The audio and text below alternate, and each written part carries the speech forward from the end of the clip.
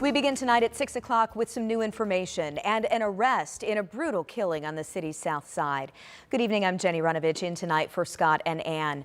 IMPD tells us a man is behind bars accused of killing an Indianapolis woman. Our Matthew Foltz spoke with Metro Police, shares how they tracked down the suspect in less than 24 hours.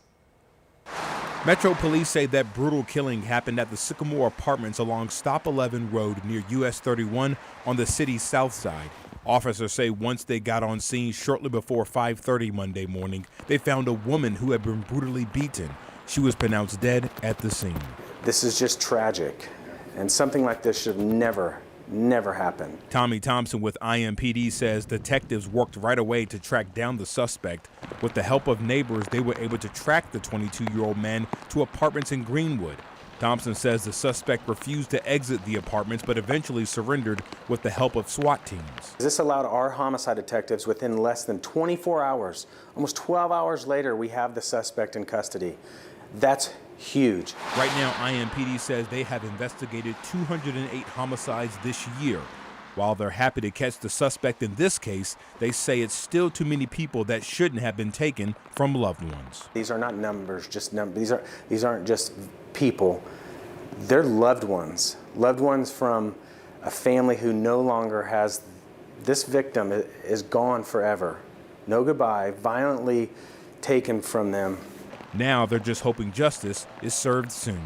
Reporting in Indianapolis, I'm Matthew Foltz, 13 News. Police say the suspect and victim knew each other, but it's unclear what type of relationship they had. Later this week, we should learn the name of the woman killed from the Marion County Coroner's Office. Tonight, we're hearing from police about an officer-involved shooting yesterday that killed a man. Our Marina Silva's in studio tonight with what we've learned. Well, Jenny, this is the second officer-involved shooting for Lawrence Police this year and the 17th for IMPD. Now, it started with a traffic stop in Lawrence for a license plate violation, and then it escalated to a pursuit and eventually an officer-involved shooting.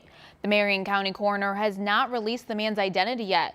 When the initial traffic stop happened, a woman got out of the car. Then police say the man took off and allegedly fired shots at them. We know one IMPD officer and 2 Lawrence police officers shot back. Eventually, the car came to a stop. After SWAT was requested, officers realized the man was dead. Chief Bailey with IMPD says he's seeing more aggression towards officers. But I'm not sure what else we're supposed to do when our officers are attacked by guns, by knives, by machetes. That they have a right to go home to their families at the end of the night. They have an obligation to protect the community. We did talk to IMPD today to clarify some things. So if you believe you have property or vehicle damage from this incident, you're asked to contact the non-emergency number for IMPD. That's 311. Now, because this involves 2 agencies, both Lawrence Police and IMPD are conducting investigations. We're hoping to learn more about what happened in the coming weeks. All right, certainly a case we'll continue to follow. Yes. Marina Silva, thank you. Let's talk about the weather on this New Year's Eve and take a look at radar. And my goodness, yep, the rain continues. It's really been a dreary day as we say goodbye to 2024. I'm just hoping 2025 we can say goodbye to the rain, perhaps. We are going to say goodbye to the rain and perhaps hello to a couple of snow chances in this 7 days. So okay. We do have some changes on the way. You mentioned the rain. We have had almost an inch. So we've got some big puddles on the roads. Yeah, for sure. So if you're just leaving for dinner now and you're going to be out over the next several hours, the roads are wet. It's been raining all day long. Temperatures, the good news here, we stay above freezing over the next several hours. However, as the colder air continues to move in, that rain may mix with a few flakes of snow before we ring in the new year.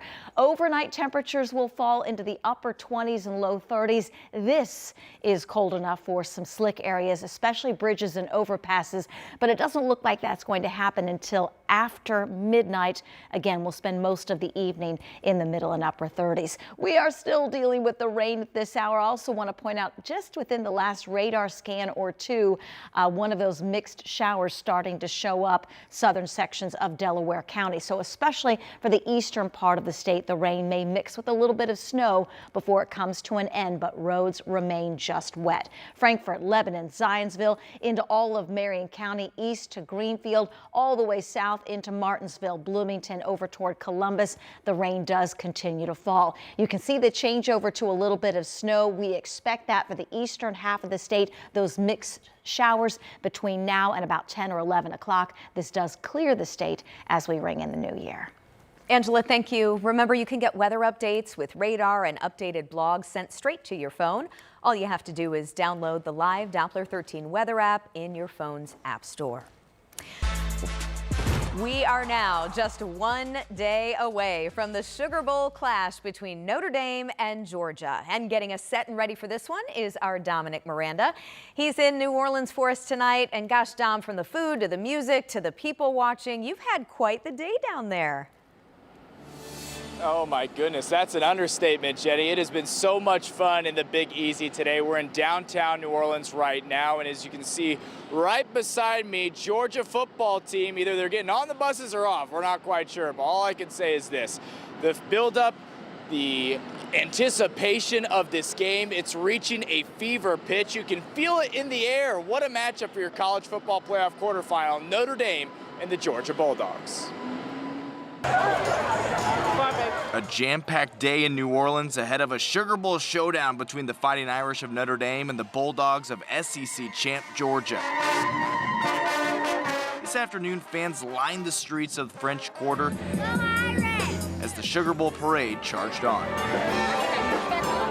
The anticipation of the college football playoff quarterfinal is reaching a fever pitch down south. This morning, a controlled excitement for this big matchup. Notre Dame head coach Marcus Freeman and Georgia head man Kirby Smart speaking to media ahead of this one. Freeman noting how crucial preparation is ahead of a game of this magnitude. We're going to have to use every minute that we can to be prepared for this opportunity tomorrow night. We're looking forward to it. What a great challenge it's going to be versus a great opponent that has earned the right to be in this game. And so we'll get back to work after this, and we'll be ready to roll tomorrow night. A quiet confidence about the Irish ahead of this matchup. Back on Bourbon Street,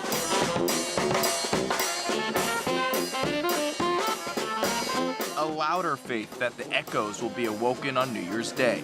I think about a 99% chance of the Irish being successful tomorrow. So I either think it's going to be a Notre Dame blowout and we're just going to like shock the world, or it's going to be like overtime, like really close overtime and you win. I'm looking at Irish going to take the victory. It's going to be a low scoring game. So we'll take the Irish last second, last minute kick, field goal win.